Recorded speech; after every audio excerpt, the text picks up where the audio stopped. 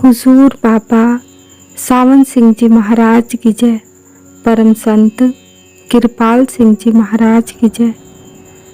गुरु प्यारी साध संगत जी, परम संत कृपाल सिंह महाराज जी का विद्यार्थी जीवन और अपना जीवन, विद्यार्थी जीवन, पढ़ाई की लगन। गुरु प्यारी साध संगत जी, शुरू से ही पढ़ने में आपकी अच्छी रुचि थी। किताब पढ़ने की ऐसी लगन थी कि विद्यार्थी जीवन में पाठ्य पुस्तकों के अतिरिक्त एक पूरी लाइब्रेरी आपने पढ़ डाली थी। एक बार किताब अगर हाथ में ले लेते तो ख़त्म किए बिना नहीं छोड़ते थे। घर में देर रात तक पढ़ते रहते थे। उन दिनों बिजली नहीं थी, लैंप की रोशनी में पढ़ाई होती थी। पिता ने इनके स्वास्थ्य का ख्याल रखते हुए इन्हें रात 10 बजे तक सो जाने की ताकीद कर रखी थी। आप बिस्तर में लेटकर भी पढ़ते रहते थे।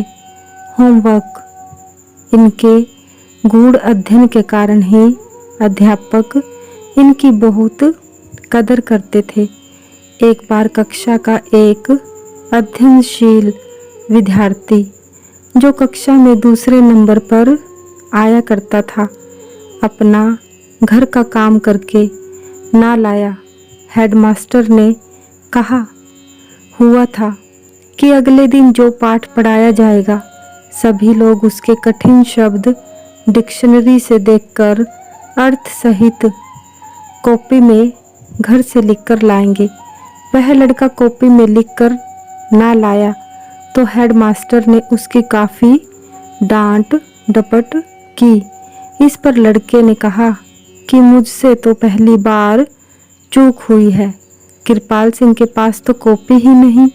हेडमास्टर ने कहा, कृपाल सिंह को इसकी कोई ज़रूरत नहीं, वह पाठ्य पुस्तकों के बारे में तो सब जानता ही है, परंतु इसके अलावा और भी बहुत कुछ जानता है। अध्यापक खुश। विद्यार्थी जीवन के बारे में आपके सत्संग प्रवचनों में कई इशारे मिलते हैं। आप अक्सर फरमाया करते थे कि अध्यापक मेहनत से पढ़ाएं और बच्चा सबक पूरी तरह याद करके आए तो अध्यापक और ज़्यादा शौक़ से पढ़ाता है। इस प्रसंग में आप अपने जीवन का एक दृष्टांत पेश किया करते थे कि उस ज़माने में स्कूल फीस नहीं हुआ करती थी। शिक्षक बच्चों को बड़े प्यार से पढ़ाता था और जिस बच्चे को देखता कि इसे पढ़ने का ज़्यादा शौक़ है उससे कहता कि तुम घर भी आ जाया करो। वहाँ हम उनके घर का सब कुछ काम करते थे, पानी भर कर ला देते या कोई दूसरा सेवा कार्य करते थे। शिक्षक भी बड़े प्रेम से पढ़ाता था। शिक्षक का प्रेम। वर्षों बाद आप लाहौर में बीमार पड़ गए। उन दिनों इनके बचपन के एक अध्यापक को इस बात की खबर मिली। आपके पुराने शिक्षकों में वही एक बाकी रह गया था। वह इनका हालचाल पूछने आया। ये चारपाई से उठ भी नहीं पा रहे थे, फिर भी ज्यों-त्यों करके उस अध्यापक के पांव छुए।